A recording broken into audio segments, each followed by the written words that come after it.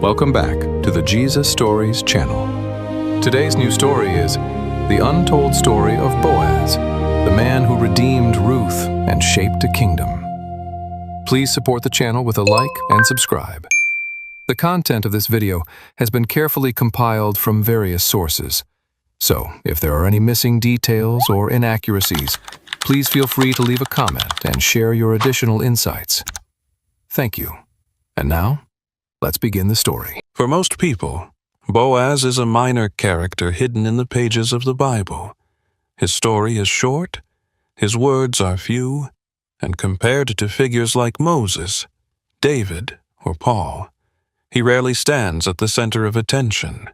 Yet, without Boaz, one of the most important family lines in biblical history might never have existed. His story begins during one of Israel's darkest periods, a time when society was fractured, leadership was weak, and moral chaos seemed to define everyday life. In the middle of that uncertainty stood a wealthy landowner from Bethlehem, not a king, not a prophet, not a warrior, just a man known for his integrity. Then one day, a foreign widow from Moab stepped into his fields searching for leftover grain. At first glance, it looked like an ordinary encounter between two strangers, but beneath the surface, a much larger story was unfolding, a story involving loss, loyalty, redemption, ancient laws, unexpected courage, and a chain of events that would eventually lead to King David and, according to the New Testament, to Jesus Christ himself. Who was Boaz really? Why did the biblical authors dedicate an entire book to a seemingly simple family story? And how did one farmer from Bethlehem become one of the most significant figures in the unfolding narrative of Scripture? To answer those questions, we must travel back nearly 3,000 years and uncover the complete story of Boaz.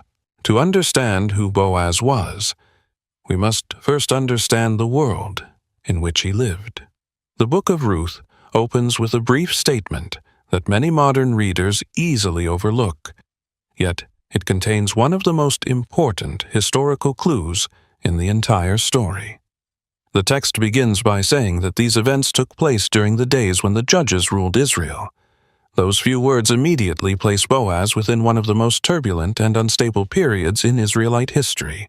This was not the era of powerful kings, organized governments, or national unity. It was a time marked by recurring cycles of crisis, foreign oppression, spiritual decline, and social fragmentation. The period of the judges stretched between the conquest of Canaan under Joshua and the establishment of the monarchy under Saul. During these generations, Israel existed as a loose collection of tribes rather than a centralized nation. There was no permanent king, no standing army, and often no unified leadership capable of guiding the people through major challenges. The biblical record repeatedly describes a troubling pattern.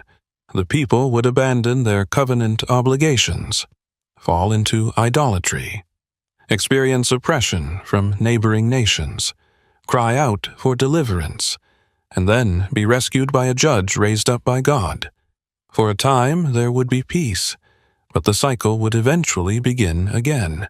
The Book of Judges portrays this repeated decline with increasing intensity, revealing a society that was slowly losing its moral and spiritual foundation. One of the most famous lines in the entire book appears near its conclusion. In those days there was no king in Israel. Everyone did what was right in his own eyes. While scholars debate whether this statement is primarily political, moral, or theological, its significance is undeniable. It describes a culture where objective standards were being replaced by personal preferences. Community obligations weakened. Justice became inconsistent. Tribal interests often outweighed national concerns. The result was a society vulnerable to both external threats and internal corruption. Several of the final narratives in Judges depict violence, civil conflict, abuse of power, and moral confusion on a shocking scale. These accounts are intentionally disturbing because they demonstrate how far the nation had drifted from the ideals outlined in the covenant. It is against this dark backdrop that the story of Boaz begins to shine. The Book of Ruth functions almost like a small window of light in a period otherwise dominated by stories of failure and instability.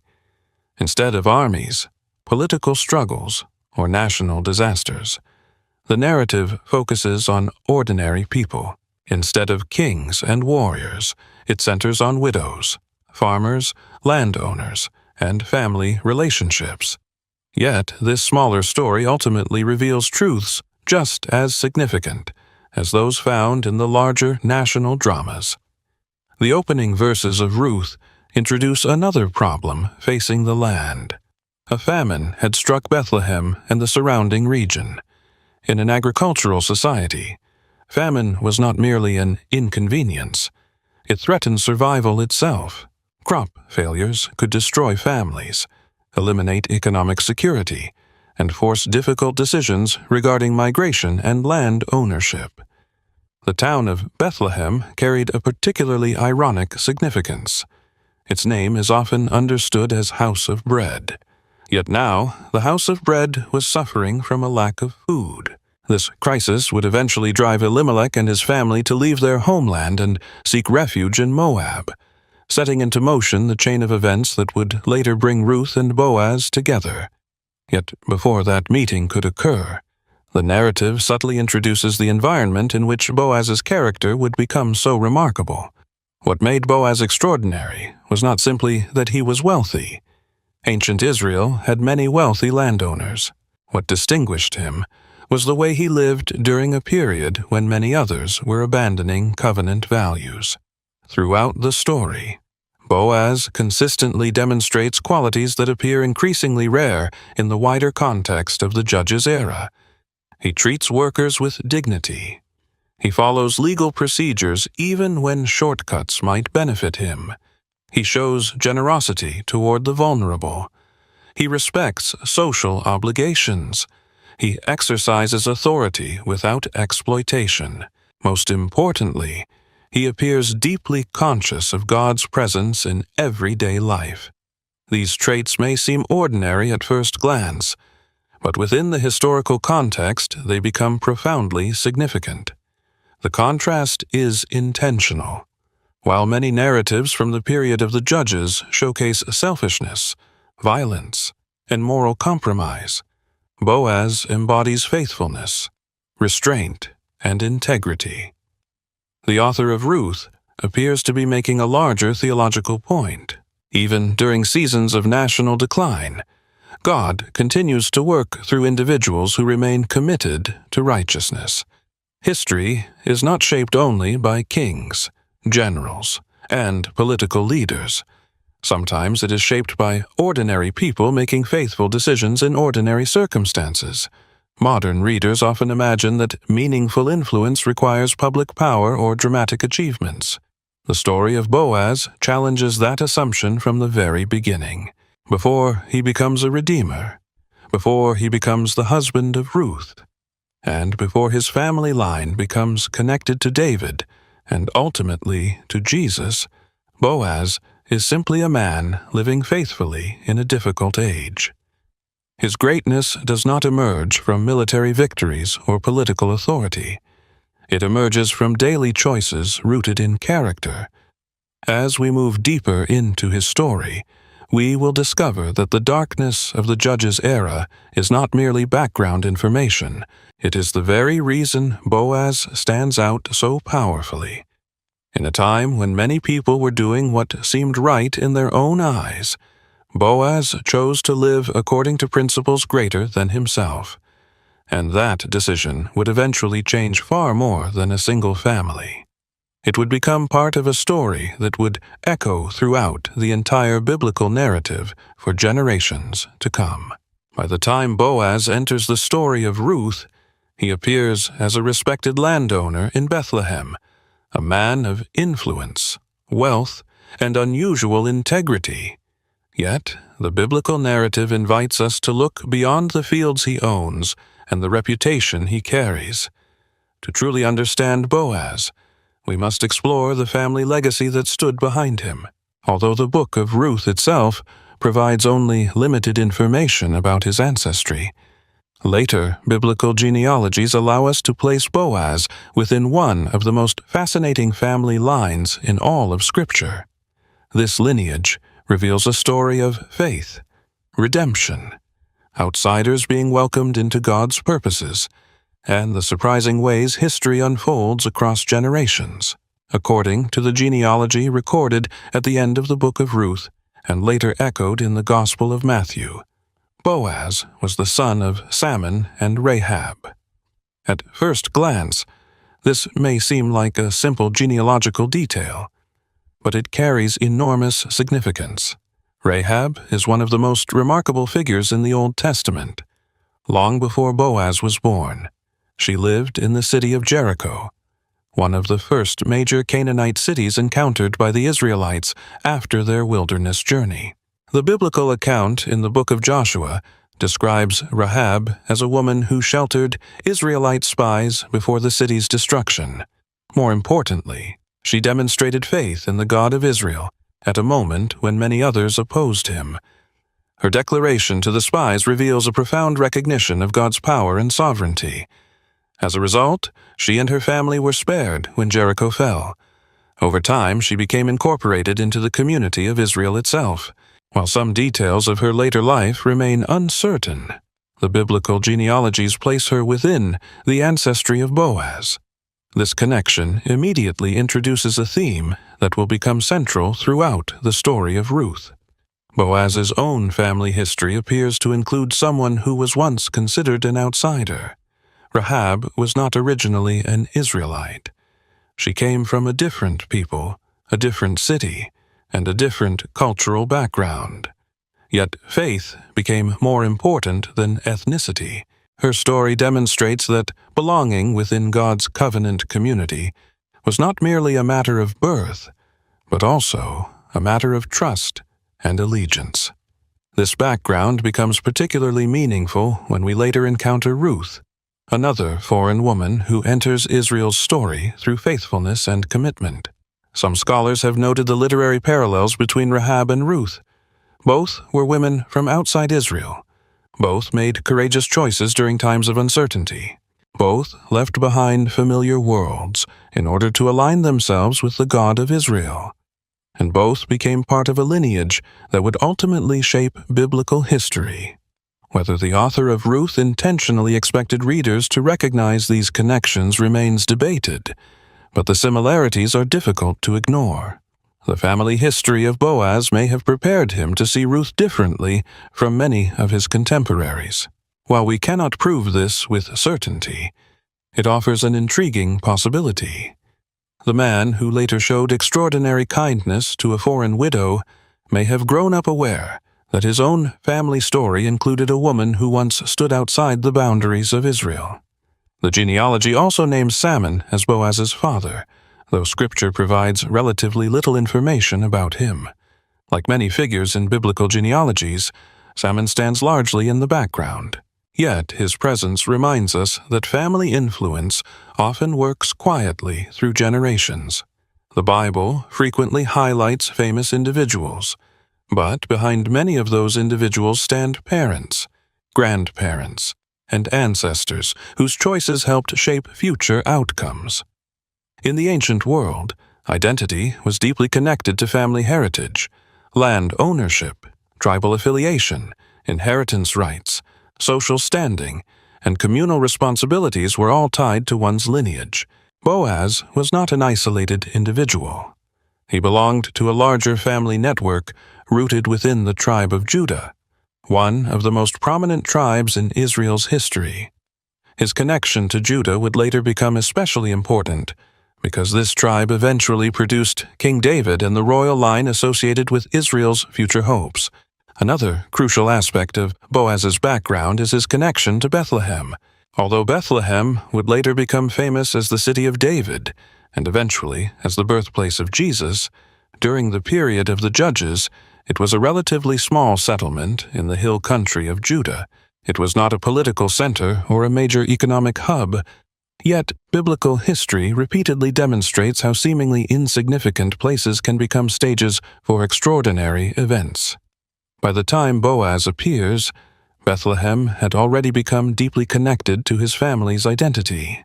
He was not merely a resident. He was a man whose roots were embedded in the community. This local reputation helps explain why he possessed both influence and credibility when later legal matters arose concerning Ruth and Naomi. Yet perhaps the most important lesson from Boaz's family background is that God's purposes often unfold across generations in ways that no individual can fully anticipate. Rahab could not have foreseen that her decision to trust the God of Israel would eventually place her within a family line connected to kings and messianic expectations. Salmon could not have known how future generations would remember his descendants. And Boaz himself almost certainly had no idea that his choices would one day be studied by millions of readers around the world. The genealogy invites us to view history through a broader lens. Individual decisions matter, but they rarely affect only one generation. Acts of faithfulness, courage, and obedience can create consequences that extend far beyond the lifetime of those who make them. As the story moves forward, Boaz will become known for his own character and actions, rather than merely for his ancestry. Yet, understanding the legacy behind him helps us appreciate an important truth.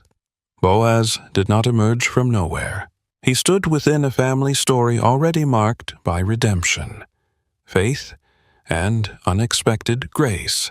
Long before he met Ruth in the fields of Bethlehem, the foundations of his own story had been quietly laid by the generations that came before him. And those foundations would soon prepare him for a role far greater than anyone could have imagined. Before Boaz ever met Ruth, before a single grain of barley was gathered in his fields, and before the story of redemption began to unfold, another story was already moving toward its darkest moment. It was a story shaped by famine, migration, loss, and grief. To understand why the arrival of Ruth in Bethlehem would eventually become so significant, we must first walk through the tragedy that brought her there.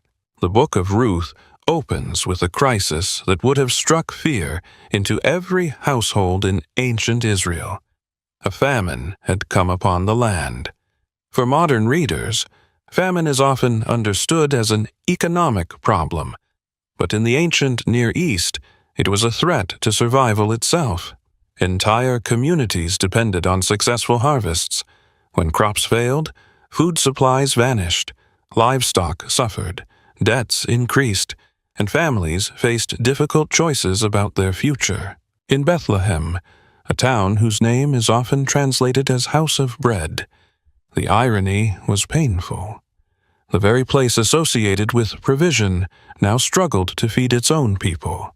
Faced with this hardship, a man named Elimelech made a decision that would change the course of his family's history, along with his wife Naomi and their two sons, Mahlon and Chilion. He left Bethlehem and traveled eastward into the land of Moab. This journey was not a simple relocation.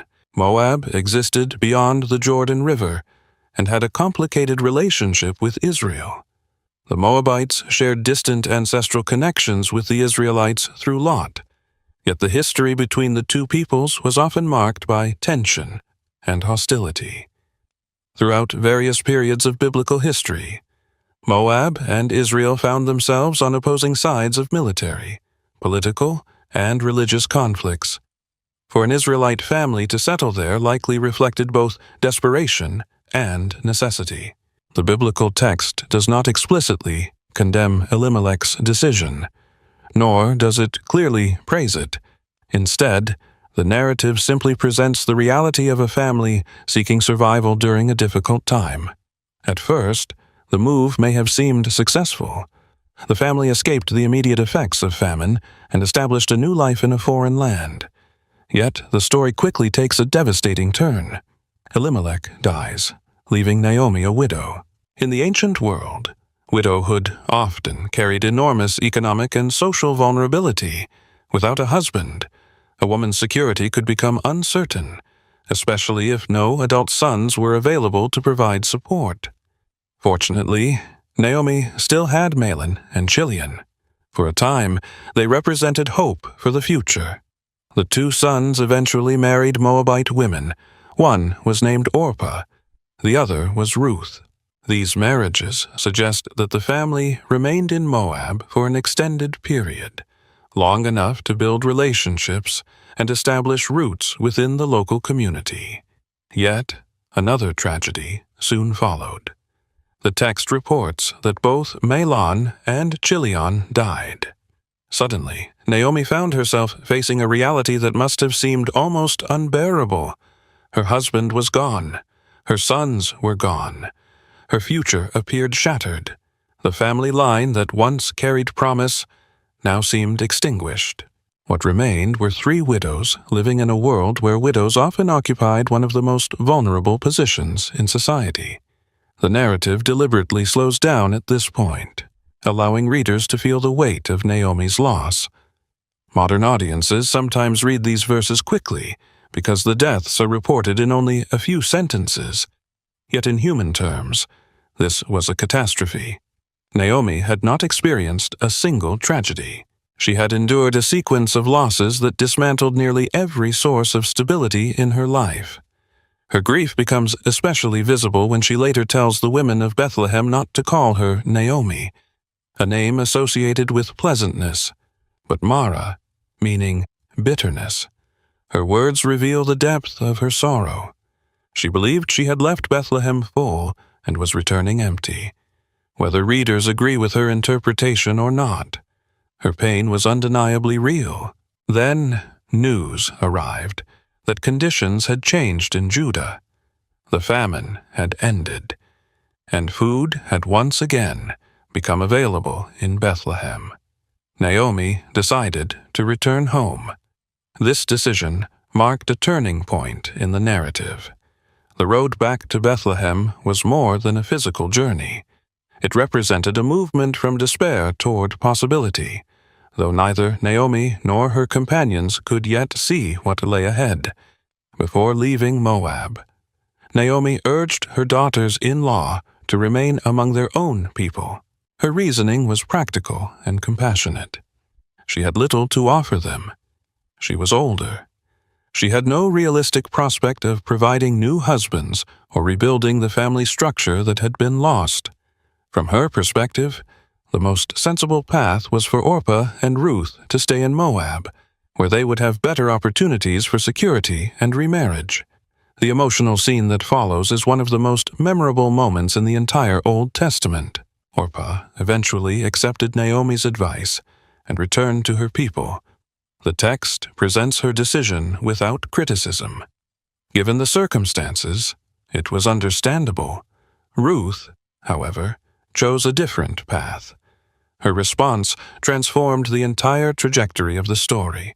Refusing to leave Naomi, she declared her loyalty with words that have echoed across centuries. She pledged to go wherever Naomi went, to live among Naomi's people, and to embrace Naomi's God as her own. This declaration was far more than an expression of family affection. It represented a profound act of commitment. Ruth was leaving behind her homeland, her culture, her familiar support systems, and the future she might have pursued in Moab. She was stepping into uncertainty with no guarantee of acceptance or success. At this stage, Ruth knew nothing about Boaz. She had no idea that her decision would eventually place her within one of the most important family lines in biblical history. She simply chose faithfulness when abandoning Naomi would have been easier. Together, the two women began their journey toward Bethlehem. One carried the wounds of overwhelming loss. The other carried the risks of an uncertain future. Neither could see how their story would unfold. Yet, as they approached the small town in Judah, the stage was being set for a remarkable encounter. Somewhere in Bethlehem lived a respected landowner named Boaz. He had no way of knowing that 2 widows were returning to town. Naomi could not imagine the role he would soon play in her family's restoration. Ruth had never met him, but the paths of all 3 were moving steadily toward a meeting that would change their lives forever. When Naomi and Ruth arrived in Bethlehem, they returned not to comfort, but to uncertainty. The famine had ended, yet the challenges facing the 2 widows remained enormous. They possessed no husband to provide protection, no immediate source of income, and no guarantee that the community would be able or willing to support them. Naomi carried the weight of grief, while Ruth carried the burden of being both poor and foreign in a society where outsiders often lived at the margins. The future was unclear. Survival would depend on whatever opportunities they could find in the weeks ahead. It is at this point that one of the most important scenes in the story begins, not through a dramatic miracle or a public proclamation, but through an ordinary day of work in the fields surrounding Bethlehem. The timing of their arrival is significant. The text notes that they came back at the beginning of the barley harvest. To ancient readers, this detail immediately signaled both hardship and hope. Harvest season meant food was once again available in the land. Fields were active. Workers were gathering crops. Opportunities existed for the poor to obtain enough grain to survive. Yet, access to those opportunities depended on laws, customs, and the character of landowners. Ruth quickly recognized that she could not remain passive. Rather than waiting for someone to rescue her, she asked Naomi for permission to go into the fields and gather leftover grain behind the harvesters. This decision reveals an important aspect of Ruth's character. Throughout the narrative, she consistently acts with initiative, courage, and determination. She does not demand assistance. She does not complain about her circumstances. Instead, she seeks a practical solution within the opportunities available to her. To understand what happened next, we must understand an ancient Israelite practice known as gleaning, according to laws found in Leviticus and Deuteronomy. Landowners were instructed not to harvest every portion of their fields. Grain left at the edges and produce accidentally missed during harvesting were to remain available for the poor, widows, orphans, and foreigners. These laws formed part of Israel's broader social ethic. Rather than creating a system of direct distribution alone, they provided vulnerable people with the opportunity to work and gather food for themselves. The system preserved both dignity and survival. However, the effectiveness of gleaning depended heavily on the attitude of individual landowners.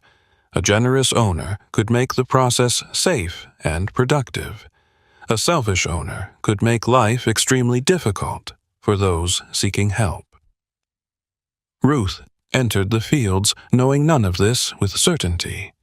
She simply hoped to find favor in the eyes of whoever owned the land she happened to enter. The narrative then presents what appears to be a coincidence. Ruth found herself working in a field belonging to Boaz. The wording is fascinating.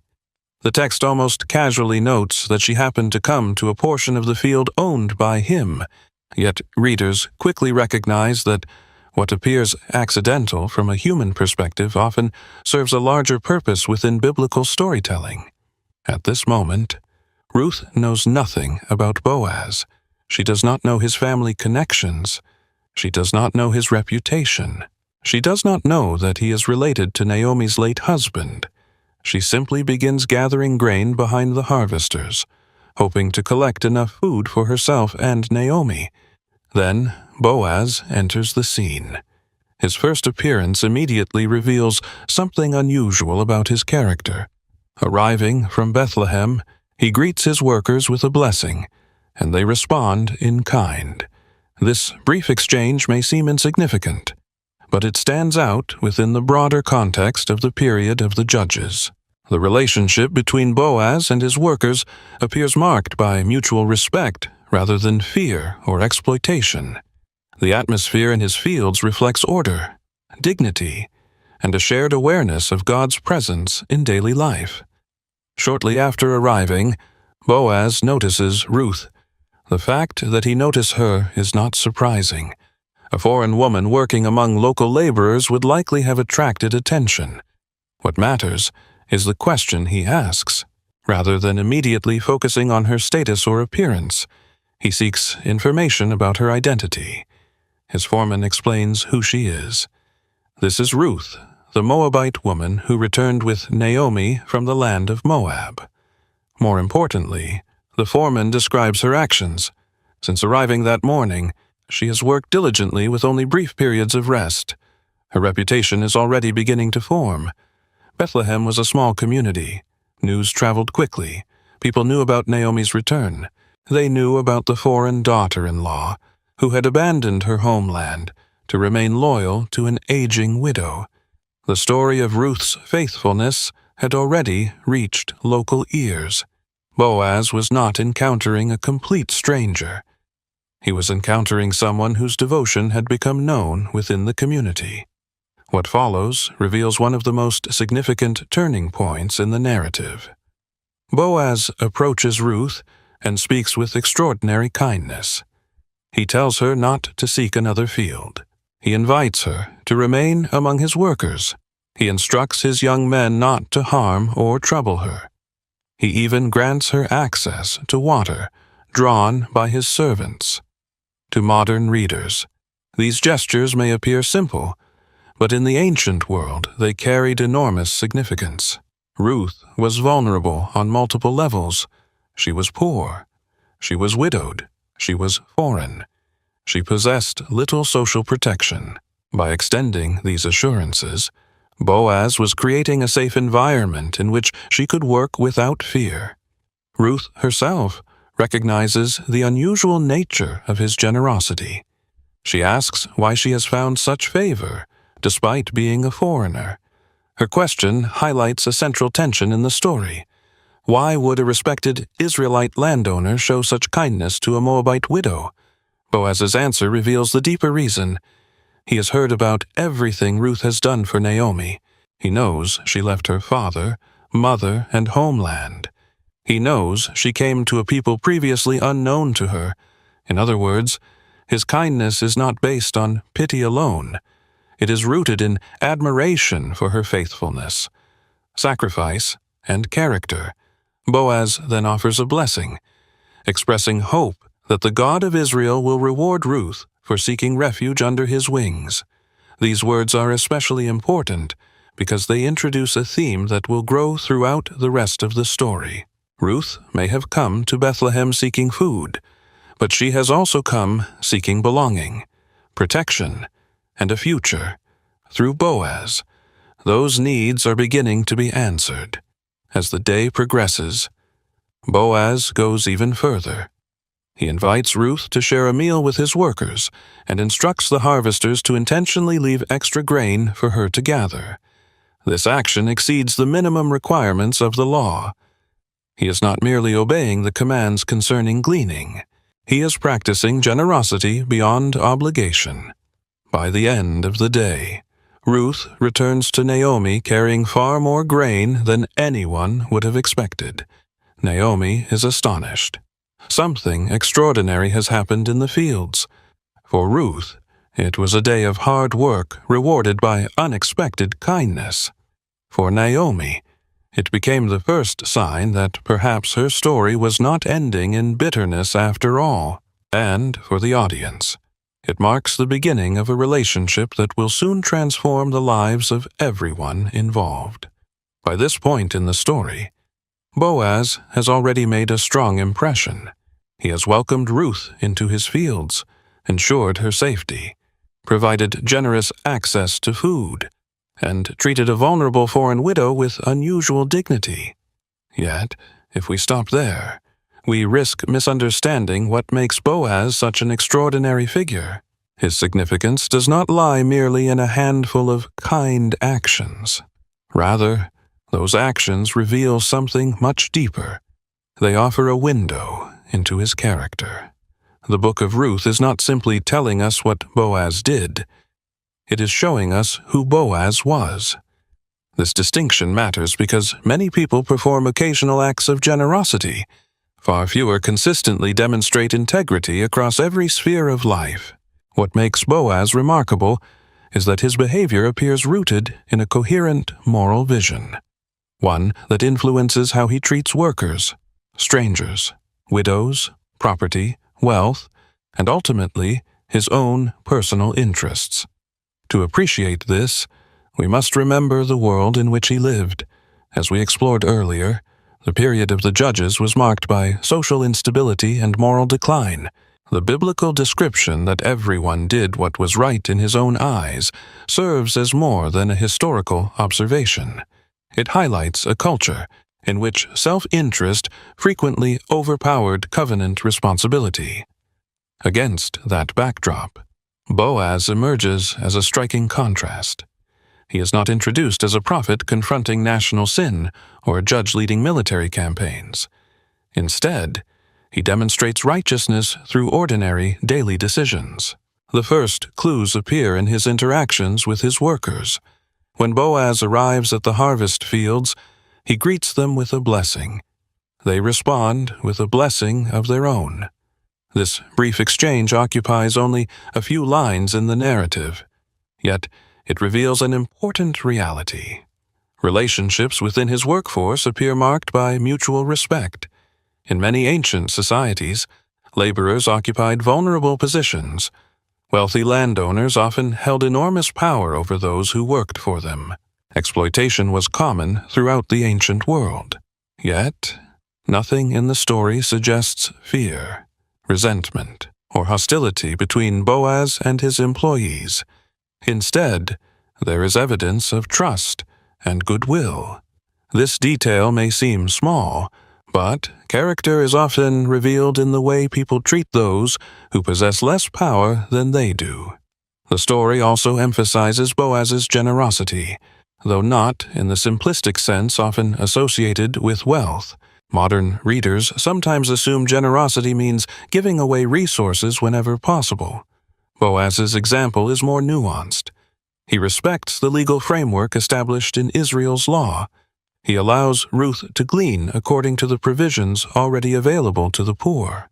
Yet he does not stop at the minimum requirement. He instructs his workers to leave additional grain behind for her. He invites her to share meals with the harvesters. He grants access to water drawn by his servants. In each case, he moves beyond obligation toward generosity. This pattern is important because genuine virtue often reveals itself in what people choose to do beyond what is required. Another defining aspect of Boaz's character is his attitude toward outsiders. Throughout ancient history, foreigners frequently occupied uncertain positions within local communities. Ethnic identity, family heritage, and tribal connections carried enormous importance. Ruth faced several disadvantages simultaneously. She was a widow. She was poor. She was a Moabite. Any one of those factors could have limited her opportunities. Together, they created significant vulnerability. Yet Boaz consistently refuses to reduce Ruth to a label. He recognizes her humanity before her social status. More importantly, he evaluates her based on her actions rather than her background. He has heard of her loyalty to Naomi, her willingness to leave her homeland, and her commitment to the God of Israel. These qualities shape his response. This does not mean Boaz ignores cultural realities. He clearly understands that Ruth is a foreigner. The narrative repeatedly acknowledges that fact, yet he chooses not to allow prejudice or suspicion to define the relationship. In this respect, Boaz demonstrates a remarkable balance between respecting communal identity and extending compassion beyond traditional boundaries. Perhaps even more revealing is the way Boaz handles power. Throughout history, positions of authority have often tempted individuals toward selfishness. Wealth creates opportunities for manipulation. Social influence creates opportunities for control. The vulnerable can become tools for personal advantage. Yet Boaz repeatedly exercises restraint. At every stage of the story, he appears aware of the responsibilities attached to his position. Rather than exploiting weakness, he uses his influence to provide protection.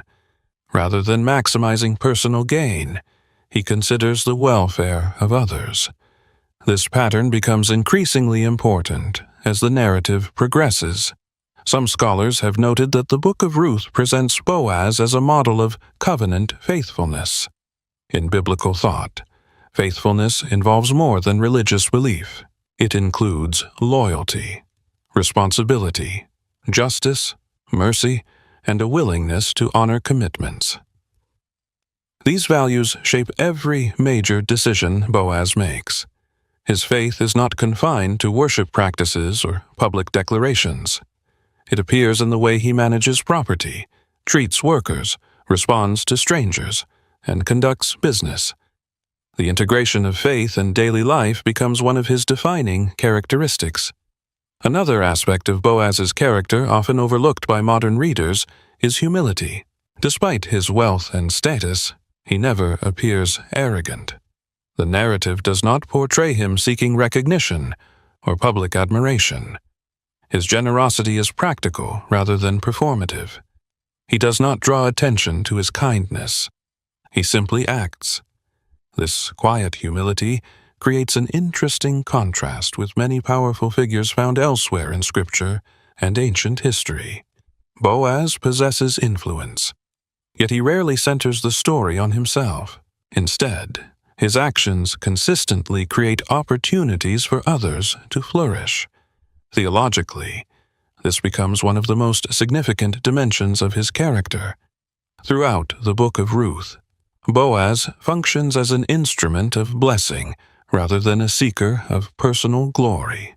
Yet, perhaps the most remarkable aspect of Boaz is his consistency. Many biblical characters display moments of greatness alongside moments of serious failure. Abraham demonstrates faith, but also fear. David achieves extraordinary victories, but later commits devastating sins. Samson possesses immense strength, yet repeatedly exercises poor judgment. The Book of Ruth presents a different kind of hero. Boaz is not dramatic. He is not larger than life. His greatness emerges through steady faithfulness. Every time he appears in the narrative, his actions align with the same values. Integrity guides his decisions. Compassion shapes his relationships. Responsibility influences his choices. This consistency is precisely what makes him so compelling. By the end of this chapter in the story, we begin to understand why Boaz occupies such a unique place in biblical history. He is not merely a wealthy farmer who happened to help a widow. He is a living example of what covenant faithfulness can look like in everyday life, in an age marked by instability and moral confusion. He demonstrates that righteousness is not measured primarily by public achievements. It is measured by character. And as the story continues, that character will soon be tested in ways that reveal its true depth. Up to this point, the story of Boaz and Ruth appears relatively straightforward. A generous landowner has shown kindness to a vulnerable widow. A foreign woman has found protection and provision in a difficult season of life. Yet beneath the surface of these events lies a much deeper legal and social reality, one that ancient readers would have immediately recognized. It is a concept that stands at the very heart of the Book of Ruth. Without understanding it, many of the story's most important moments remain difficult to fully appreciate. This concept is known as the kinsman redeemer. In Hebrew, the term is often associated with the word goel, a role deeply embedded within the legal and family structures of ancient Israel. Modern readers sometimes imagine redemption primarily as a spiritual idea, but in the world of Ruth, redemption was also practical, social, economic, and familial.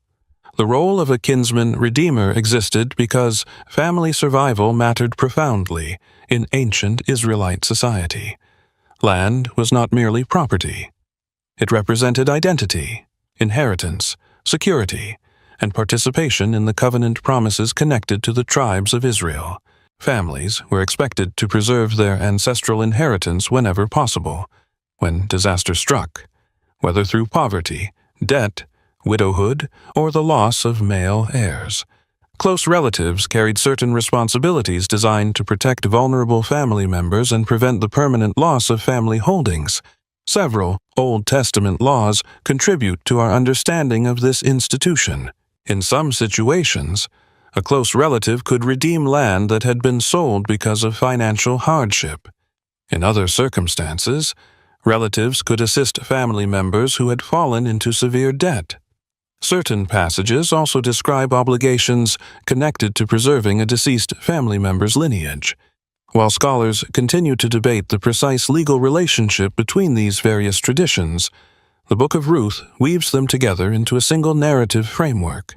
The result is a story where legal responsibility, family loyalty, and personal sacrifice intersect in remarkable ways. To understand why this matters, we must return to Naomi's situation. When she left Bethlehem years earlier, she departed as part of a family unit. Her husband, Elimelech, was alive. Her sons were alive. The future seemed uncertain because of famine, but the family itself remained intact. Now everything had changed. Elimelech was dead. Mahlah was dead. Chilion was dead. Naomi had returned as a widow with no surviving sons to continue the family line.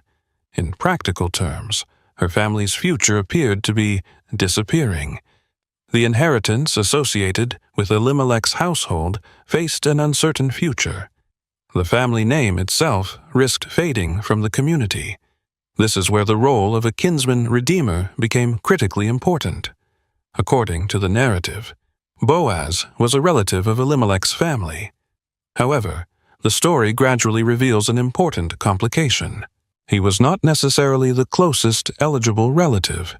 This detail may seem technical, but it becomes central to everything that follows. Ancient Israelite society placed great importance on proper legal order. Family obligations were not simply matters of personal preference. They operated within recognized structures of responsibility. Before Boaz could act as redeemer, the rights of any closer relative would need to be considered. Yet even before the legal process begins, the concept of redemption starts shaping the emotional direction of the story. Naomi recognizes the significance of Boaz's relationship to the family. When Ruth returns from the fields carrying abundant grain and describing her interaction with Boaz, Naomi immediately understands something Ruth does not yet fully grasp. This man is more than a generous landowner. He occupies a position within their extended family network that could potentially change their future. For the first time since returning to Bethlehem, Naomi begins to see a path beyond mere survival. This realization introduces one of the most beautiful themes in the entire narrative. Throughout the Book of Ruth, redemption is never portrayed as an abstract legal procedure detached from human relationships. Instead, it unfolds through acts of loyalty, responsibility, and compassion. The laws themselves provided a framework, but the spirit behind those laws was equally important. A redeemer was not simply someone who completed paperwork or fulfilled technical obligations. A redeemer restored what had been lost. A redeemer protected the vulnerable. A redeemer helped preserve a future that seemed in danger of disappearing. This broader understanding explains why the figure of Boaz has attracted so much attention throughout Jewish and Christian interpretation. He embodies a form of power exercised for the benefit of others. He possesses resources, influence, and social standing. Yet, these advantages are directed toward restoration rather than self-advancement. Importantly, however, The narrative does not present Boaz as a flawless savior figure. He remains a human being, operating within real legal constraints. This distinction matters because the story gains much of its tension from uncertainty. At this stage, readers know that Boaz is a potential redeemer, but they do not yet know whether he will become the redeemer. The outcome remains unresolved. Scholars often note that the author of Ruth carefully builds anticipation through this uncertainty. The audience begins to ask a series of questions. Will Boaz choose to assume the responsibilities associated with redemption? Will legal obstacles prevent him from acting? Will Naomi's family line survive? Will Ruth find lasting security within the community of Bethlehem? These questions drive the narrative forward and prepare readers for the dramatic events that will soon unfold. Theologically, the concept of redemption also reveals something important about the values embedded within Israel's covenant traditions. Ancient societies often left widows, foreigners, and the poor with few protections. The laws reflected in Ruth point in a different direction. They acknowledge vulnerability, while creating mechanisms intended to preserve dignity and hope. Although real-world practice undoubtedly varied, the ideal presented in the text emphasizes communal responsibility rather than individual isolation. Families were expected to care for one another. Strength was meant to serve weakness. Resources were meant to preserve life rather than merely accumulate wealth. Boaz's growing significance within the story cannot be separated from these principles. Every act of kindness he has shown so far gains additional meaning when viewed through the lens of redemption. His generosity is not random. His concern is not superficial. He stands at the intersection of family responsibility, covenant loyalty, and moral integrity.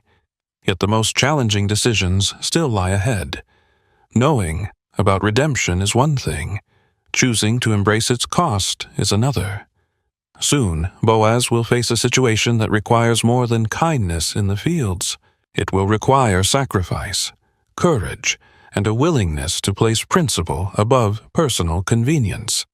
Only then will the true depth of his character become fully visible. As the harvest season continued, the relationship between Ruth and Boaz quietly deepened, day after day. Ruth worked in his fields, day after day. Boaz continued to provide protection, generosity, and respect. The immediate crisis of food had largely been resolved. Naomi and Ruth were no longer facing starvation, yet a much larger question remained unanswered. What would happen when the harvest ended? The grain that filled their storage would eventually be consumed. The temporary security Ruth enjoyed in Boaz's fields would not last forever. Naomi understood this reality. She recognized that what her family needed was not merely provision for a season. They needed a future. They needed restoration. They needed redemption. It is at this point that the narrative moves toward one of its most famous and frequently misunderstood episodes, the night at the threshing floor. For modern readers, this scene can seem strange, confusing, or even scandalous. Over the centuries, it has generated countless interpretations. Some readers have viewed it primarily as a romantic encounter. Others have suggested darker possibilities. Still others have argued that the entire episode should be understood symbolically. To appreciate what is actually happening, we must step carefully into the cultural world of ancient Israel and examine the details on their own terms rather than through modern assumptions. Naomi initiates the plan, seeing an opportunity in Boaz's role as a potential redeemer. She instructs Ruth to prepare herself and go to the threshing floor where Boaz will be spending the night. The timing is significant. The threshing floor was a place associated with harvest celebrations and agricultural labor.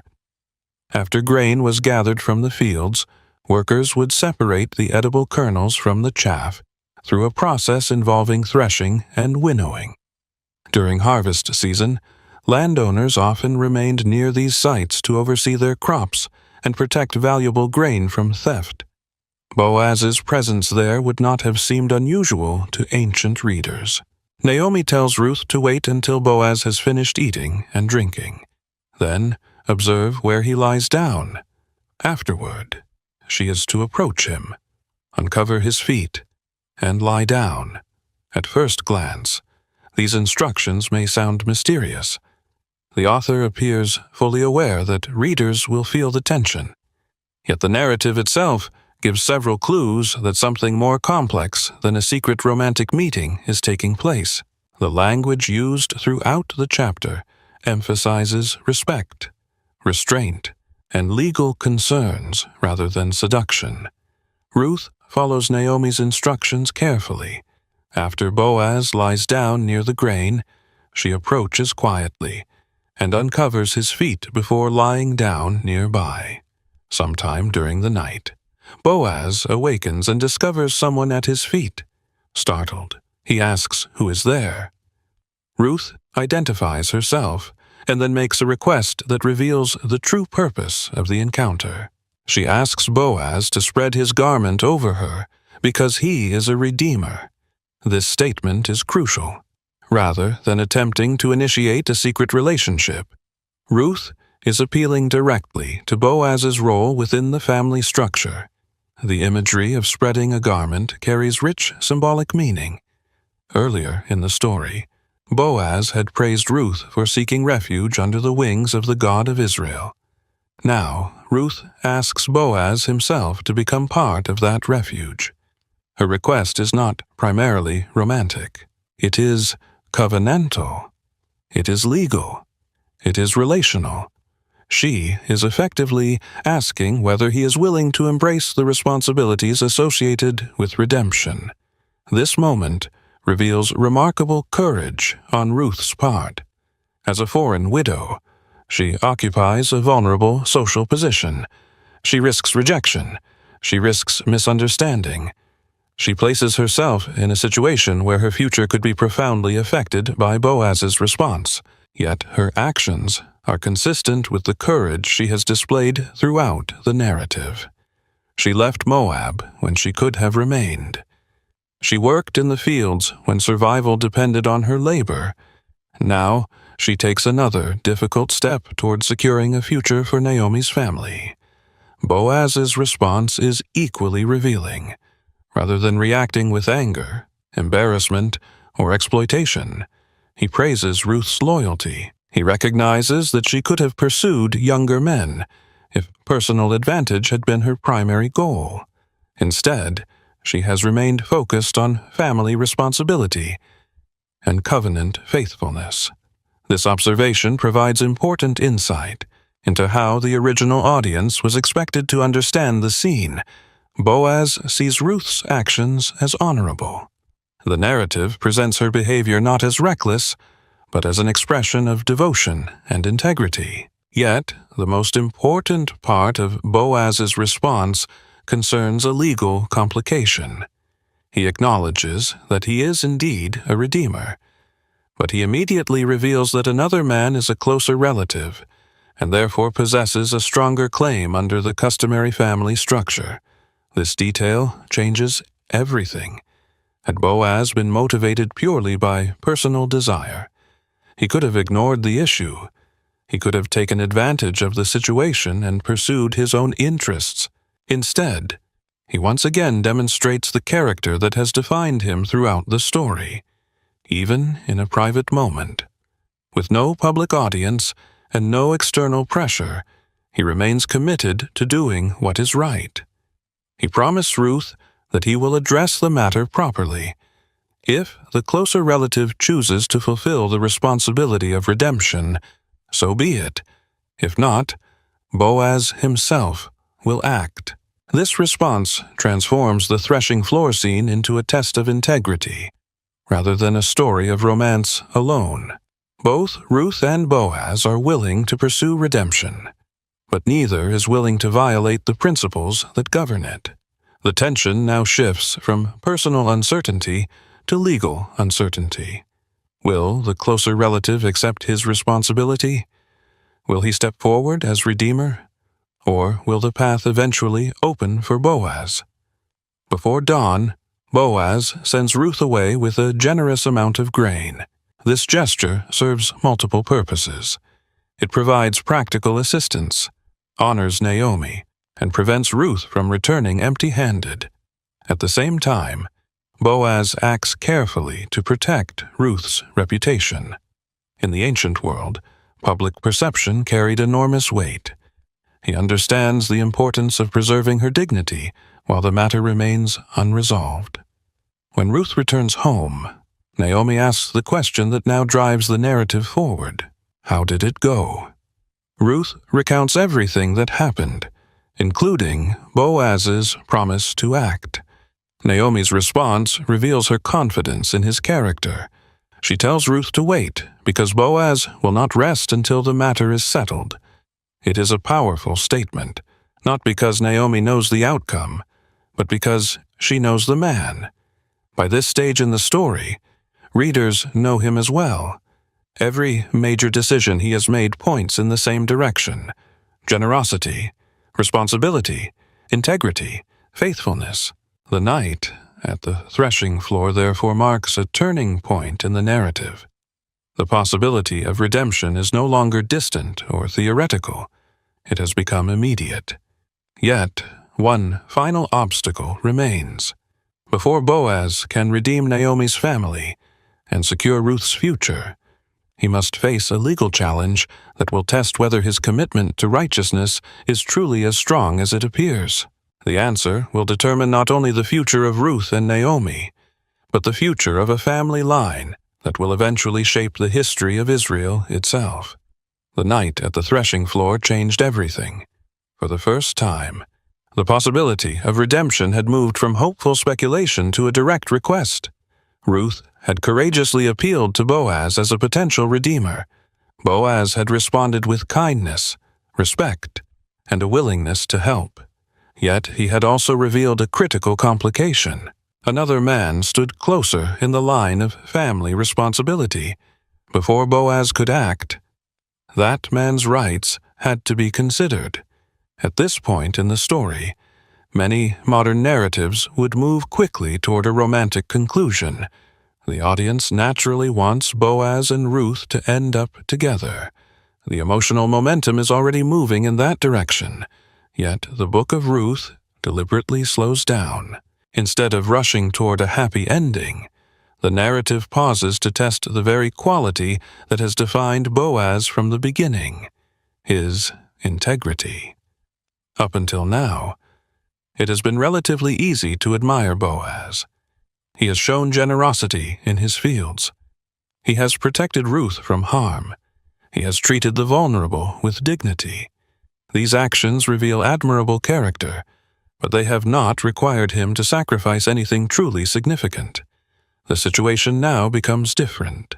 Redemption carries real costs: legal obligations, financial commitments, family responsibilities, and potential risks are all involved. More importantly, Boaz faces a choice between personal desire and moral principle. The easiest path would be to ignore the existence of the closer relative. After all, Ruth herself had approached him. Naomi clearly hoped he would become the Redeemer.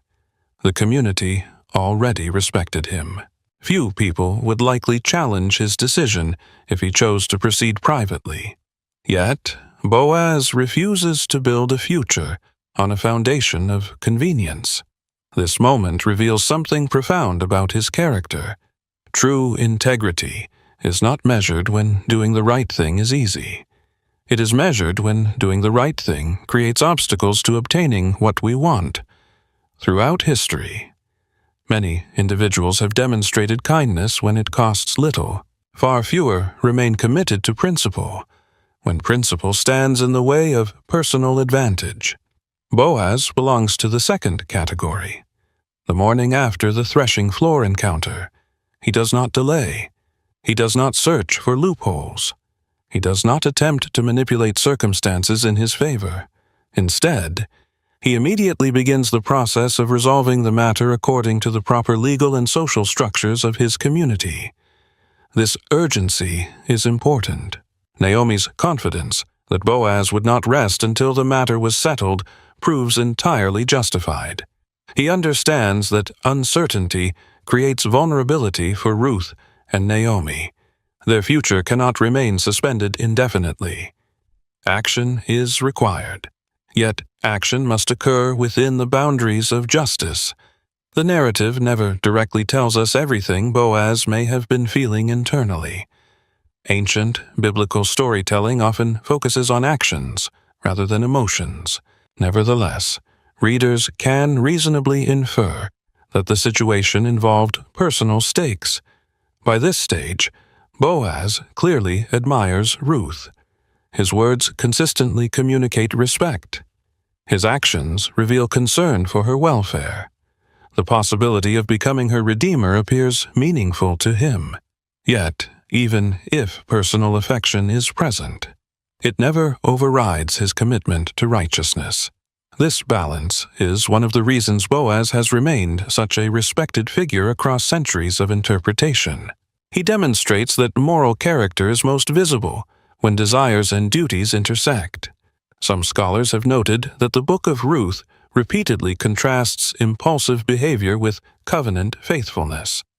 During the period of the Judges, many biblical narratives depict individuals acting according to immediate desires, often with destructive consequences. The phrase, "everyone did what was right in his own eyes," captures this pattern. Boaz operates according to a different standard. His decisions are guided not by impulse, but by responsibility. He understands that a just outcome matters more than a quick outcome. This distinction transforms what might otherwise seem like a minor legal detail into a central theological theme. Another important aspect of this chapter in the story involves trust. Ruth and Naomi must now wait while events unfold beyond their direct control. Waiting is rarely easy, especially when the future hangs in the balance. Yet, their confidence rests not merely in the process itself, but in the character of the man overseeing it. Naomi's statement that Boaz will not rest until the matter is settled reflects years of accumulated reputation. Communities learn whom they can trust by observing patterns of behavior over time. Boaz has consistently demonstrated reliability. His words align with his actions. His promises lead to results. In many ways, this trust becomes one of his greatest strengths. Wealth can be lost. Influence can fade. Reputation, however, is built through repeated demonstrations of integrity. The chapter also highlights an important distinction between power and character. Boaz possesses both, yet the story emphasizes that character governs the use of power. He has enough influence to shape events, but he refuses to use influence irresponsibly. This restraint is particularly striking because it occurs when no one would likely know if he acted differently. The threshing floor encounter took place at night. The legal complication was known to relatively few people. Opportunities for self-serving decisions certainly existed. Yet, Boaz chooses transparency over secrecy and accountability over expediency. In doing so, he demonstrates that integrity is not simply about public reputation. It is about private consistency. The same values that guided him in the fields now guide him in matters of redemption. This consistency is what elevates him from being merely a good man to becoming a model of covenant faithfulness. Modern audiences often celebrate dramatic achievements, but the Book of Ruth invites readers to appreciate a quieter form of greatness. Boaz's defining moment is not a military victory or a public triumph. It is a decision to honor what is right even when doing so introduces uncertainty into his own future. As the narrative moves toward its climax, the tension reaches its highest point. Everything now depends on the response of the closer relative. If that man chooses to exercise his rights, Boaz must step aside. If he declines, the path will finally open for Boaz to become the Redeemer. The outcome remains unknown. Yet one thing has already become clear. Regardless of what happens next, Boaz has passed the test of integrity. His character has been examined under pressure and found consistent. The same man who showed kindness in the harvest fields has proven willing to place justice above personal gain. And that decision prepares the way for one of the most important public scenes in the entire Book of Ruth, a legal proceeding at the gates of Bethlehem that will determine the future of Naomi, Ruth, and generations yet to come. As dawn broke over Bethlehem, the future of Naomi and Ruth remained uncertain. The conversation at the threshing floor had ended with a promise, but promises alone could not resolve the legal realities standing in the way of redemption. A closer relative still possessed the first right to act. Until that matter was settled, no final decision could be made. Yet, unlike many people who postpone difficult responsibilities, Boaz wasted no time. The very next morning, he moved directly toward the place where justice, commerce, and public life intersected in ancient Israel. He went to the city gate. To modern readers, a city gate may sound like little more than an entrance in a defensive wall. In the ancient Near East, however, the gate served a much broader function. It was effectively the public square, courthouse, business center, and civic gathering place of the community. Legal disputes were heard there. Contracts were witnessed there. Property transactions were finalized there. Elders gathered there to discuss matters affecting the town. Important decisions required public accountability, and the city gate provided the setting in which that accountability could occur. The choice of location immediately reveals something important about Boaz. He intends to conduct the matter openly. Nothing will happen in secret. Nothing will rely on private arrangements or hidden agreements. The same integrity that guided him in the fields and at the threshing floor now guides him in the public sphere. As Boaz sits at the gate, the narrative presents a moment that almost feels providential. The closer relative happens to pass by. Boaz calls him over and asks him to sit down. Then he gathers 10 elders from the town and asks them to serve as witnesses. Ancient legal proceedings often relied heavily on respected members of the community who could verify agreements and preserve social trust. The presence of these elders transforms the conversation into an official public matter. The stage is now set. What follows is one of the most carefully constructed legal scenes in the entire Old Testament. Boaz begins by presenting the issue in terms of property. Naomi, who has returned from Moab, is associated with a piece of land that belonged to Elimelech. As a close relative, the unnamed man possesses the first opportunity to redeem it. From a practical standpoint, this proposal appears attractive. Acquiring additional land could increase wealth, strengthen family holdings, and enhance long-term security. Unsurprisingly, the relative initially agrees. He declares that he will redeem it. For a brief moment, readers may wonder whether the story is about to take an unexpected turn. After all, the man is acting within his rights. The legal claim belongs to him before it belongs to Boaz. Yet the narrative is not finished. Boaz then introduces the second part of the obligation. Redeeming the land is connected to responsibilities involving Ruth, the Moabite widow. The goal is not merely to acquire property. It is also to preserve the name and inheritance of the deceased family line. Suddenly, the calculation changes. What initially appeared beneficial now carries additional commitments and potential complications. The unnamed relative pauses. After reconsidering the matter, he declines. He explains that accepting the full responsibility could jeopardize his own inheritance. Scholars have long debated the precise economic concerns behind his decision. The text does not provide every detail.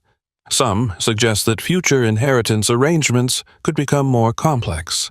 Others point to financial obligations associated with supporting the family and preserving the deceased line. Whatever the exact reasoning, the conclusion is clear. The man chooses not to proceed. Importantly, the narrative does not portray him as evil or malicious. He simply decides that the cost outweighs the benefit. This distinction is worth noting because it creates an illuminating contrast. The unnamed relative evaluates the situation primarily through the lens of self-interest. Boaz evaluates it through the lens of responsibility and covenant loyalty. The difference between these two perspectives becomes the defining moment of the story. At that point, the path finally opens. The closer relative formally relinquishes his claim, symbolized through the ancient custom involving a sandal. To modern audiences, this practice may seem unusual, but symbolic acts frequently played an important role in ancient legal transactions. The exchange served as a visible confirmation that rights and responsibilities had been transferred.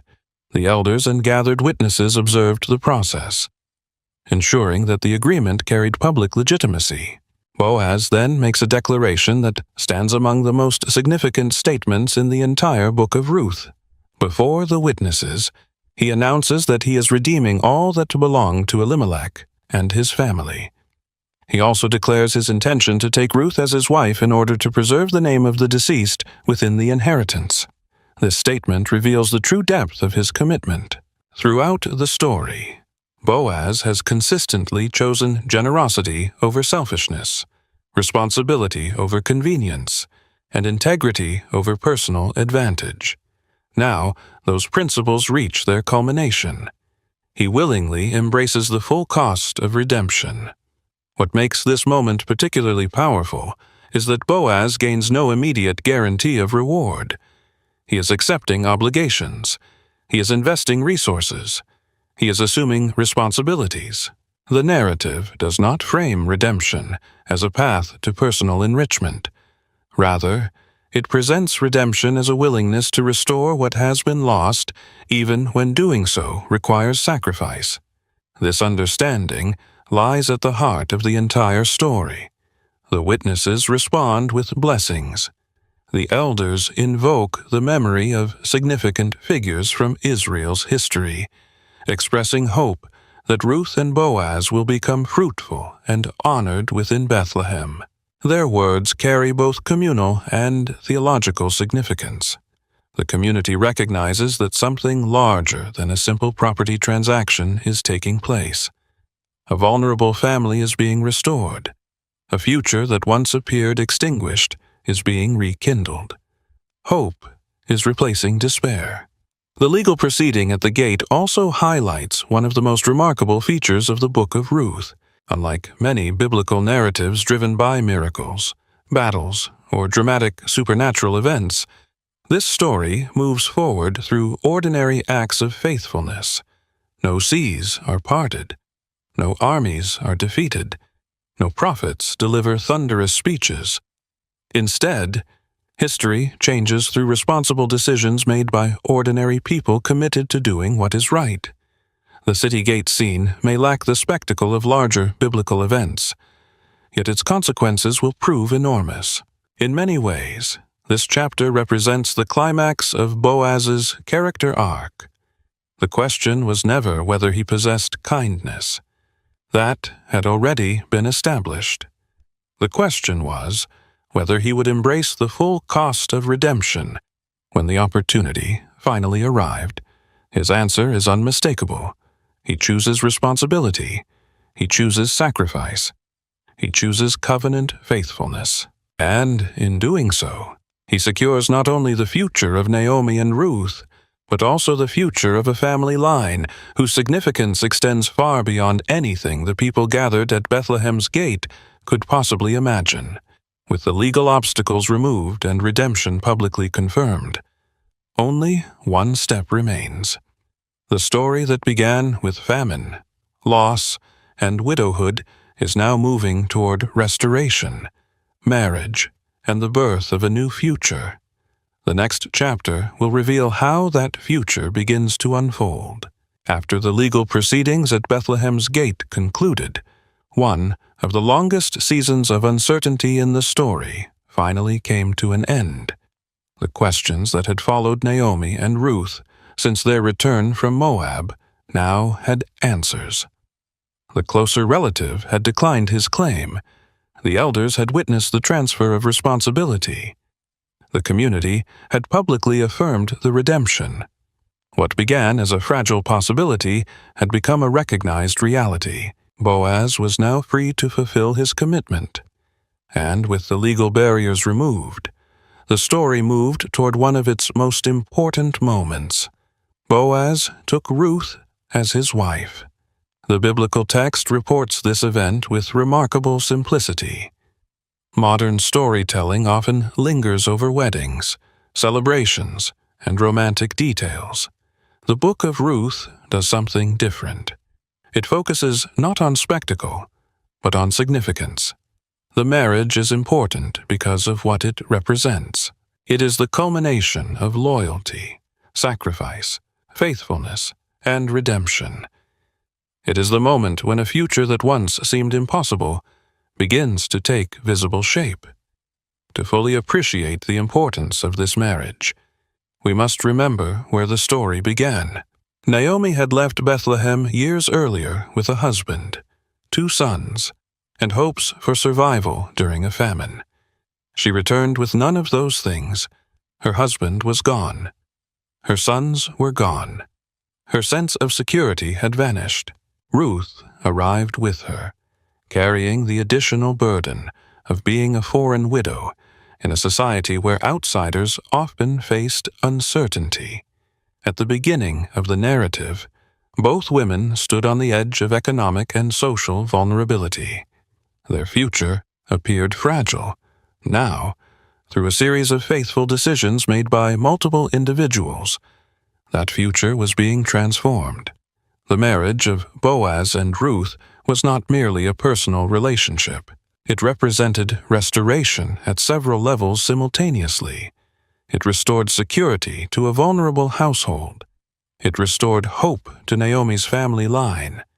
It restored social belonging to a woman who had entered Bethlehem as an outsider.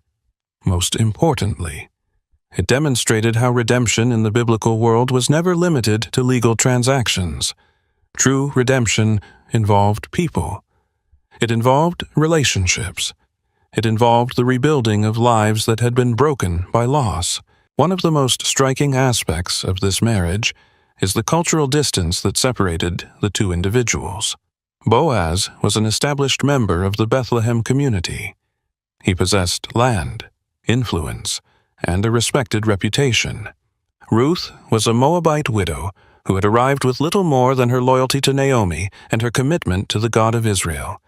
Under many circumstances, their worlds might never have intersected. Yet, throughout the Book of Ruth, character repeatedly proves more important than status. Ruth's faithfulness opens doors that her background might otherwise have closed. Boaz's integrity enables him to see beyond ethnic and social boundaries. Their union becomes a powerful illustration of one of the central themes running throughout Scripture. God's purposes often unfold through people whom society does not expect. The community's response to the marriage is equally significant. Earlier, the elders and witnesses at the city gate had pronounced blessings upon Boaz and Ruth. They invoked the memory of women such as Rachel and Leah, figures associated with the growth of Israel itself. They also referenced Tamar, another woman whose story involved the preservation of family lineage under unusual circumstances. These blessings reveal how the community interpreted the marriage. They did not see it merely as a private arrangement between two individuals. They recognized its importance within the broader life of the people. Ancient Israelite society understood that strong families contributed to the stability of the community as a whole. Thus, The restoration of Naomi's household carried implications beyond the immediate family. Another fascinating feature of the narrative appears immediately after the marriage is mentioned. The text explicitly states that the Lord enabled Ruth to conceive. This detail is brief, yet it carries profound theological significance. Throughout much of the story, God has worked quietly behind the scenes. Unlike other biblical narratives filled with dramatic miracles, the Book of Ruth rarely highlights direct divine intervention. Instead, God's activity is often revealed through ordinary circumstances, faithful decisions, and providential timing. Yet here, the author briefly pulls back the curtain and reminds readers that the story's ultimate source of restoration lies beyond human effort alone. Boaz acted faithfully. Ruth acted faithfully. Naomi persevered through grief, but the final outcome also depended upon God's blessing. The marriage therefore stands at the intersection of human responsibility and divine providence. Scholars frequently note that the Book of Ruth offers one of the Bible's most balanced portraits of this relationship. Human choices matter. The actions of Boaz, Ruth, and Naomi genuinely shape events. Yet the narrative also suggests that God works through those choices to accomplish purposes larger than any individual can fully understand. Neither Boaz nor Ruth could have foreseen the full significance of their marriage. They were concerned with family, survival, inheritance, and restoration. The larger historical consequences remained hidden in the future. Another important observation concerns the transformation of Naomi's situation. Although the marriage centers on Boaz and Ruth, the narrative never allows readers to forget Naomi. Her grief has been a central force driving the story from the very beginning. She entered Bethlehem declaring that she had returned empty. Her words reflected genuine pain, but they also revealed how impossible restoration seemed from her perspective. Now, the trajectory of her life is changing. The emptiness that once defined her outlook is gradually being replaced by hope. The family line she believed had ended is beginning anew. The household that appeared broken beyond repair is being restored. This reversal forms one of the most beautiful literary patterns in the entire book. The movement from famine to abundance, from widowhood to marriage, from loss to restoration, unfolds steadily across the narrative. Yet perhaps the most remarkable aspect of the marriage is how naturally it emerges from everything that came before it. The story never relies on coincidence alone. Every major development has been prepared through character. Ruth's loyalty brought her to Bethlehem. Her diligence led her into the fields. Boaz's generosity created protection and provision. His integrity guided every legal decision.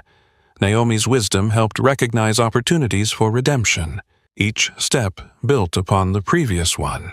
By the time the marriage occurs, it feels less like a sudden conclusion and more like the inevitable result of faithful choices made over time. In many ways, the wedding of Boaz and Ruth serves as the emotional climax of the story. The central conflict that began with death, poverty, and uncertainty has been resolved. Yet, the narrative is not finished. In fact, its greatest historical significance still lies ahead. The marriage has created the possibility of a future generation. A child will soon be born, and that child will become the bridge between this intimate family story and a much larger story involving the future of Israel itself. What began with two widows returning to Bethlehem will soon connect to one of the most important royal lineages in biblical history, a connection that neither Boaz nor Ruth could possibly have imagined on the day they first met among the barley fields.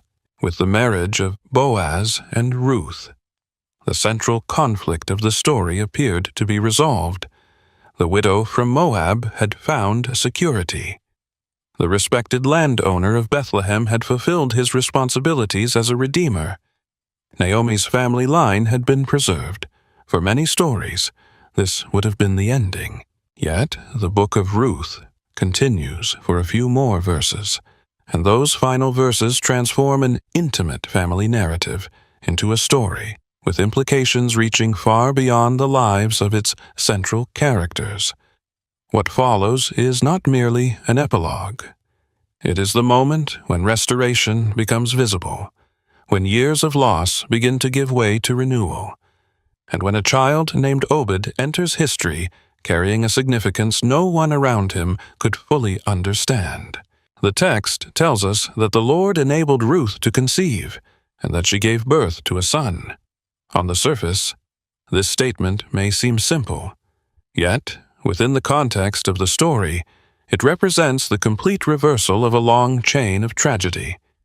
The narrative began with death. Elimelech died. Mahlon died. Chilion died. One by one, the men who carried Naomi's family line disappeared. The future seemed closed. The household seemed destined to fade into memory. Now, for the first time since those losses, a new generation had arrived. Life was emerging where death had once dominated the narrative. Hope was taking root where despair had once prevailed. The birth of this child is therefore much more than a biological event.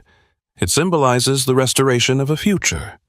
Ancient Israelite culture placed enormous importance on family continuity. Descendants carried names, inheritances, responsibilities, and memories into the next generation. To lose an entire family line was considered a profound tragedy. To preserve it was an act of redemption. Through the birth of this child, the family that once seemed on the verge of disappearing now possessed a future once again.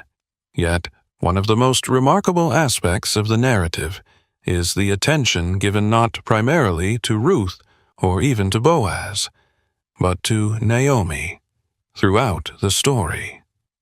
Naomi has functioned as a central emotional anchor. Her grief framed the opening chapters. Her bitterness expressed the depth of her suffering. Her struggle to understand God's purposes reflected questions that many readers continue to ask in seasons of loss.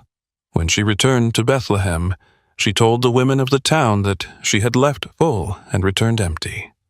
She believed that life had taken more from her than it could ever restore. The women of Bethlehem now respond in a dramatically different way. They bless the Lord for providing a Redeemer and celebrate the birth of the child. Their words are deeply significant. They tell Naomi that Ruth has proven more valuable to her than 7 sons, a remarkable statement within the cultural framework of the ancient world. 7 often symbolize completeness or fullness. In effect, the women are recognizing the extraordinary loyalty and devotion Ruth has demonstrated throughout the entire story. The foreign widow who arrived in Bethlehem with nothing has become one of the greatest sources of blessing in Naomi's life. The narrative then presents an image filled with emotional power. Naomi takes the child into her arms and cares for him. For years, her story had been defined by absence. The empty places left by her husband and sons shaped her identity. Now she holds a new generation in her hands. The symbolism is unmistakable. The woman who believed she had returned empty is no longer empty. Restoration has arrived, not by erasing the pain of the past, but by creating the possibility of a future. This distinction is important. The Book of Ruth never suggests that Naomi's previous losses were insignificant or forgotten. Redemption does not mean pretending tragedy never happened. Elimelech is still gone. Mahlon is still gone. Chilion is still gone. The grief remains part of Naomi's story. Yet, the narrative demonstrates that loss does not always have the final word. New life can emerge even after devastating seasons. Hope can reappear where it seemed impossible. This theme has resonated with readers across centuries because it speaks to a universal human experience. The child receives the name Obed, while the narrative itself does not spend much time analyzing the meaning of the name. It quickly shifts attention toward something even more important. Obed becomes the father of Jesse. Jesse becomes the father of David. With these few words, the Book of Ruth suddenly expands its scope. What appeared to be a local family story now connects directly to the broader history of Israel. The audience discovers that the child born to Boaz and Ruth is not merely the heir of a restored household. He stands within the ancestry of Israel's greatest king. This revelation dramatically changes how readers understand everything that has come before. The famine that drove a family to Moab, the deaths that shattered Naomi's world, Ruth's decision to leave her homeland, the chance arrival in Boaz's fields, the legal proceedings at Bethlehem's gate. None of these events existed in isolation. They formed part of a larger historical story unfolding across generations. At the time, none of the characters could have recognized the full significance of their choices. Ruth did not leave Moab thinking she was helping shape the future royal line of Israel. Boaz did not redeem Naomi's family because he anticipated becoming an ancestor of kings. They acted out of faithfulness, loyalty, compassion, and responsibility. Yet, those ordinary acts ultimately produced consequences far beyond their immediate circumstances. This is one of the most profound lessons embedded within the narrative. History is often shaped not only by famous leaders and dramatic events, but also by ordinary people making faithful decisions in ordinary moments. Scholars frequently note that the placement of Ruth within the biblical canon serves an important literary purpose. The story bridges the chaotic period of the Judges and the rise of David. Earlier chapters showed us a society struggling with instability and moral confusion. Now, through the genealogy at the end of Ruth, readers begin to glimpse the emergence of a future king who would eventually unite the nation. The contrast is striking. In an era when many people pursued their own interests, Boaz and Ruth chose covenant faithfulness. Their story becomes a quiet but powerful answer to the darkness described in the Book of Judges. Yet even David does not represent the final destination of the narrative. The genealogy hints that something larger is still developing. The family line established through Obed will continue moving forward through generations yet unborn. The significance of Boaz and Ruth extends beyond Bethlehem, beyond David, and beyond the immediate concerns of their own lifetime. Their story has become part of a chain stretching across centuries. As chapter 11 comes to a close, the restoration of Naomi stands complete. The woman who once called herself bitter now lives to see her family renewed. The widow who believed her future had ended now holds a grandson in her arms. And the child she embraces will become the link between a humble family in Bethlehem and one of the most important dynasties in biblical history. The next chapter will explore just how far that legacy eventually reaches. By the end of the Book of Ruth, readers discover that Boaz and Ruth became the grandparents of Jesse and the great-grandparents of David. That revelation alone is significant. David would eventually become Israel's most celebrated king, the ruler against whom future kings would often be measured. Yet, for later biblical writers, the story did not stop with David. Centuries after Boaz walked the fields of Bethlehem, another generation of authors would look back at his life and recognize that his place in history extended even further. The man who appeared to be a local landowner in a small Judean town would ultimately become part of one of the most important genealogical lines in all of Scripture. To understand why this matters, we must move beyond the immediate world of the Book of Ruth and explore how later biblical traditions understood the significance of David's family line. Throughout the Old Testament, the rise of David gradually became associated with Israel's hopes for the future. God's covenant with David established expectations that his dynasty would continue, and that a future ruler from his line would play a central role in God's purposes. These expectations evolved across centuries of Israelite history, especially during periods of political crisis, foreign domination, and exile. As kingdoms rose and fell, many Israelites continued to hope for a future descendant of David who would restore what had been lost. It is within this broader context that Boaz's place in the genealogy becomes increasingly important. Without Boaz, there is no Obed. Without Obed, there is no Jesse. Without Jesse, there is no David. The chain appears simple, yet its implications are enormous. History often remembers kings, prophets, and conquerors. But genealogies remind us that great historical movements depend upon generations of ordinary people whose names might otherwise be forgotten. Boaz stands among those crucial links in the chain. His decisions affected not only his own household, but also generations far beyond his lifetime. The significance of this lineage becomes even more pronounced when we arrive at the opening pages of the New Testament. The Gospel of Matthew begins not with a miracle or a sermon, but with a genealogy. To many modern readers, genealogies can seem tedious. Ancient audiences, however, understood their importance. Genealogies established identity, inheritance, legitimacy, and historical continuity. Matthew's genealogy traces a line from Abraham through David and eventually to Jesus. Within that genealogy, the names of Boaz and Ruth appear prominently. Their inclusion is not accidental. Matthew could have summarized generations more briefly, yet he intentionally preserves their place within the story. This decision has generated significant discussion among biblical scholars and theologians. One reason involves the unusual presence of women within Matthew's genealogy.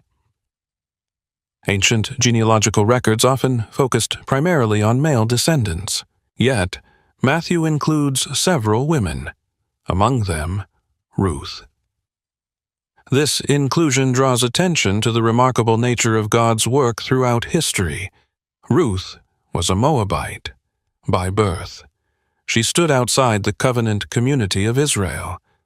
Yet, through faithfulness, loyalty, and her commitment to the God of Israel, she became part of a lineage leading to David and, according to the New Testament, to Jesus.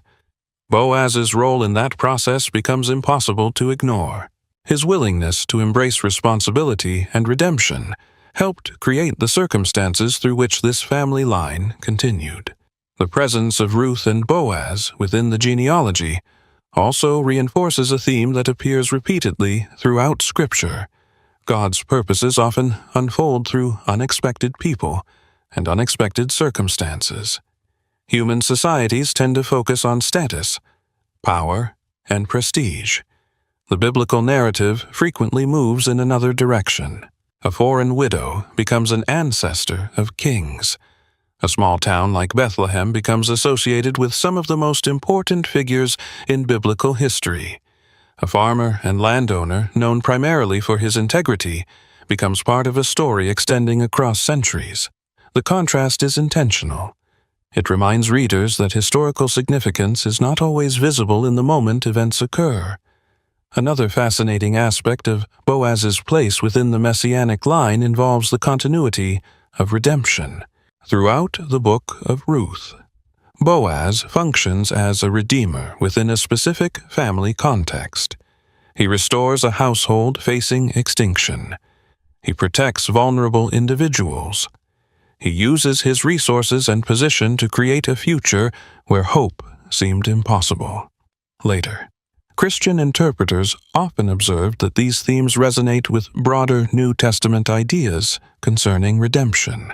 It is important, however, to distinguish carefully between what the Book of Ruth explicitly says and later theological interpretations. The Book of Ruth itself never directly identifies Boaz as a prophetic prediction of Jesus. Its primary concern is the historical story unfolding within its own narrative world. Yet, later readers, especially within Christian traditions, recognized parallels between Boaz's role as redeemer and larger biblical themes associated with salvation and restoration. These interpretations became influential precisely because Boaz's actions embody principles that remain central throughout Scripture. Historically speaking, the genealogy also serves an important literary purpose. It demonstrates that the story of Ruth is not an isolated family drama detached from the rest of biblical history. Instead, it functions as a bridge connecting multiple eras.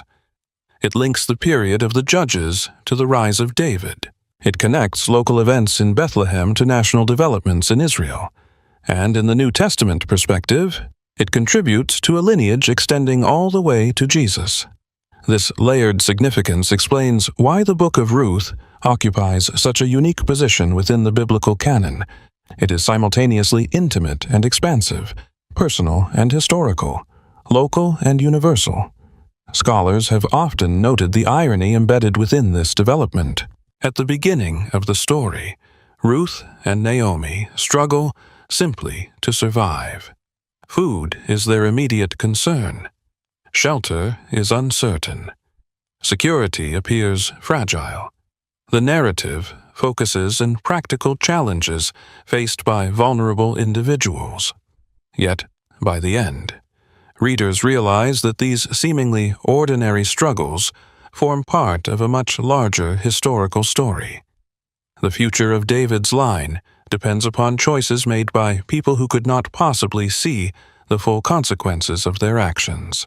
This perspective invites reflection on the nature of providence itself. Human beings rarely understand the complete significance of their decisions while they are making them. Boaz did not redeem Naomi's family because he anticipated becoming part of a messianic genealogy. He acted because it was right. Ruth did not leave Moab because she expected her descendants to shape biblical history. She acted because she was loyal. Naomi did not encourage Ruth's relationship with Boaz because she foresaw future kings. She acted because she sought restoration for her family.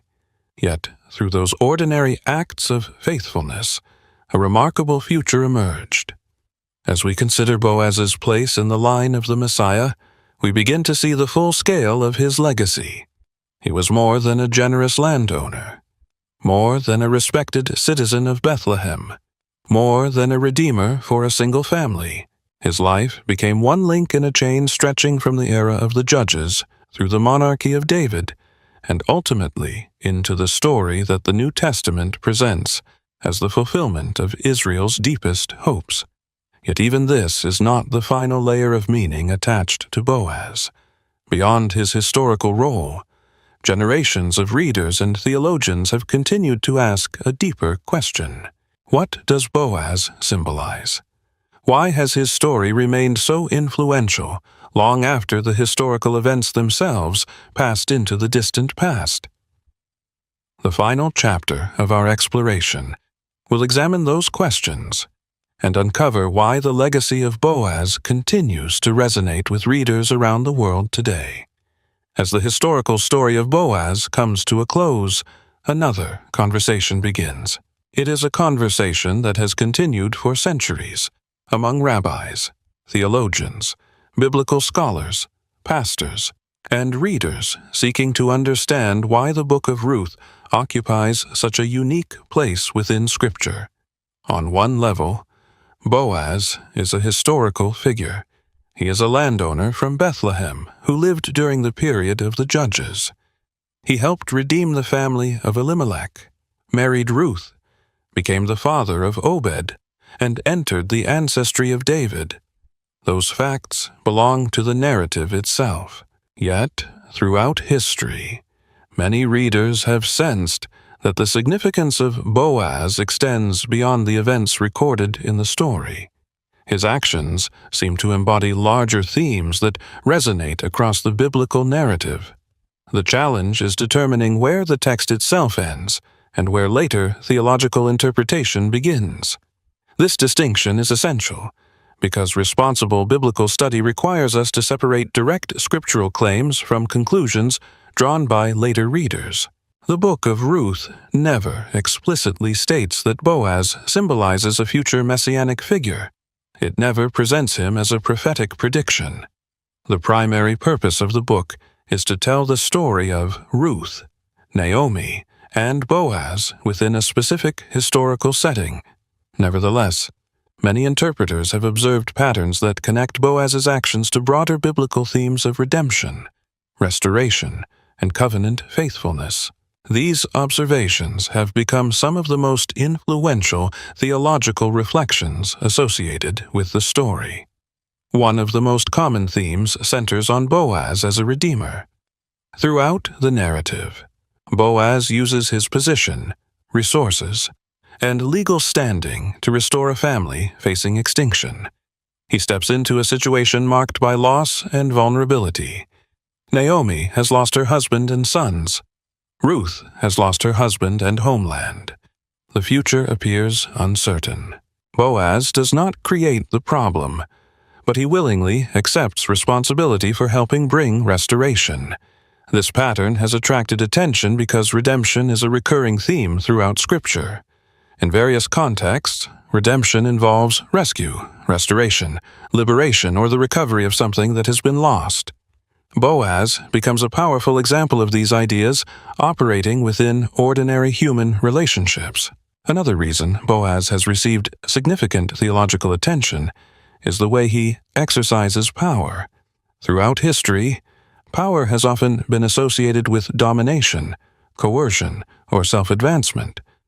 Boaz demonstrates a different model. He possesses influence, wealth, and social standing, yet consistently uses those advantages to protect the vulnerable rather than exploit them. He creates opportunities rather than barriers.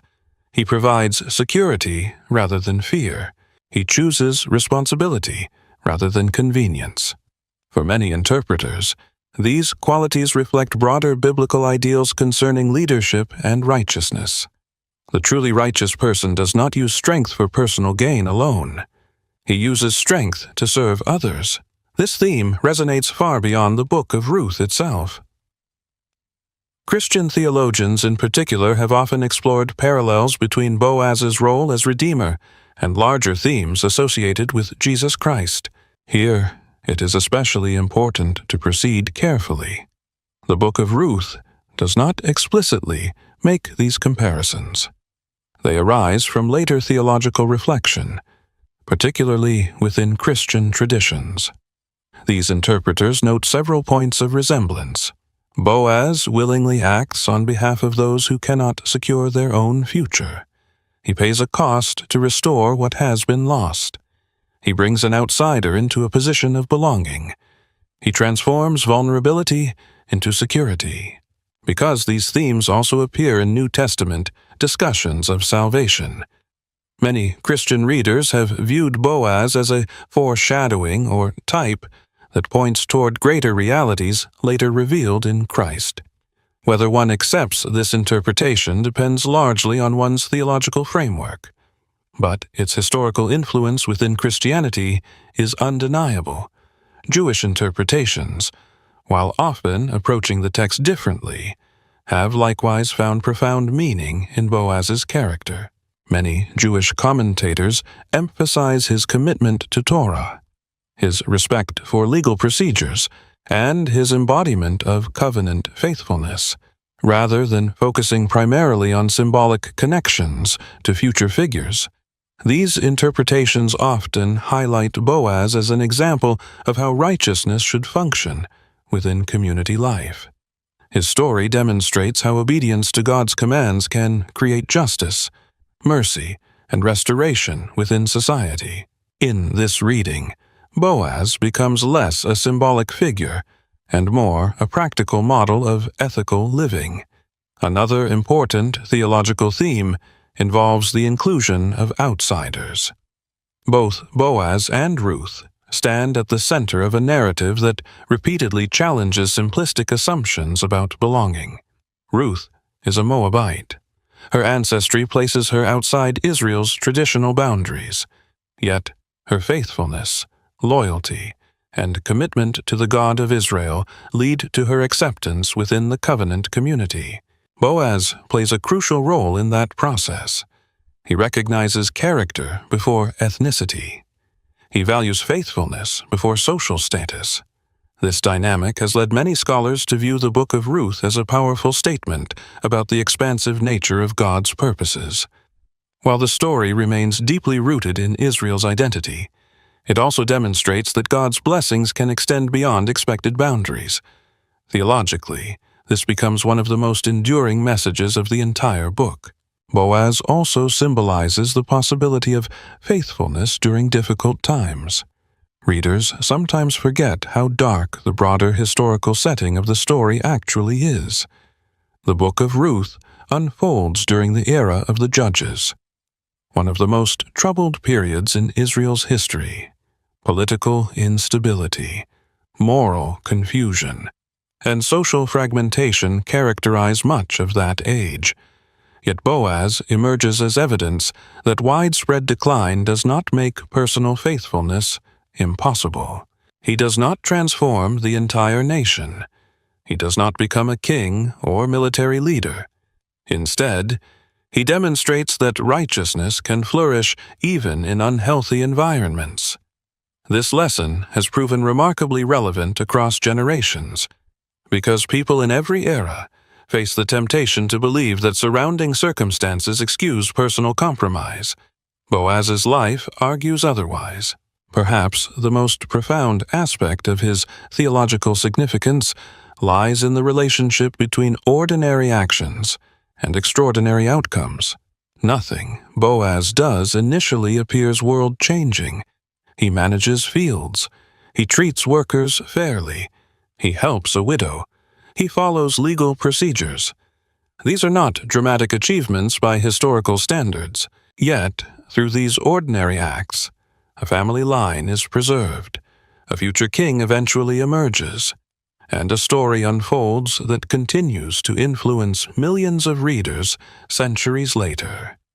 The lesson is subtle, but powerful. Divine purposes often advance through everyday faithfulness rather than spectacular events. History remembers David, but David's story depends upon Boaz.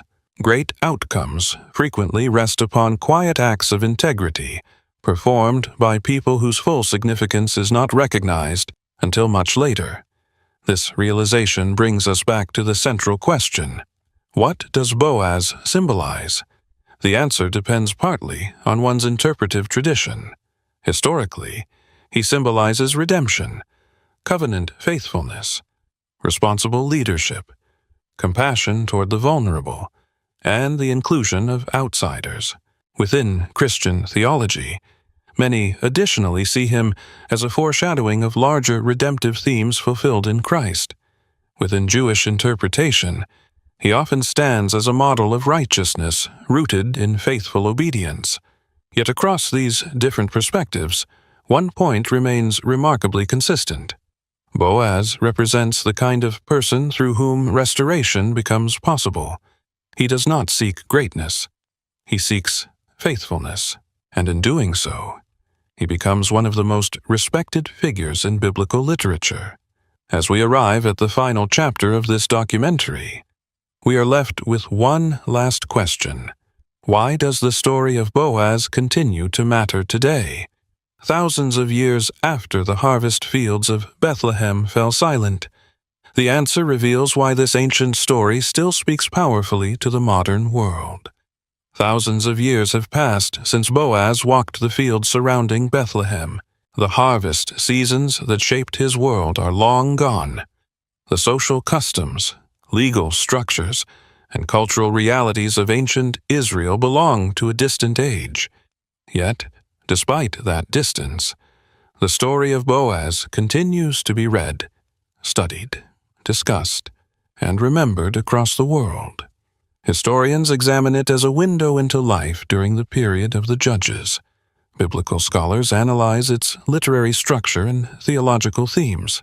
Religious communities return to it for instruction, encouragement, and reflection. The enduring influence of this story raises an important question. Why does the life of a relatively obscure landowner from ancient Bethlehem still matter today? The answer begins with a simple observation. Boaz was not extraordinary because of what he possessed. He was extraordinary because of how he chose to live. Throughout history, many people have held wealth, influence, or social status. Most are eventually forgotten. Boaz remains memorable because his character transformed those advantages into instruments of blessing. He demonstrated that power does not have to lead to exploitation. Wealth does not have to produce selfishness. Authority does not have to result in domination.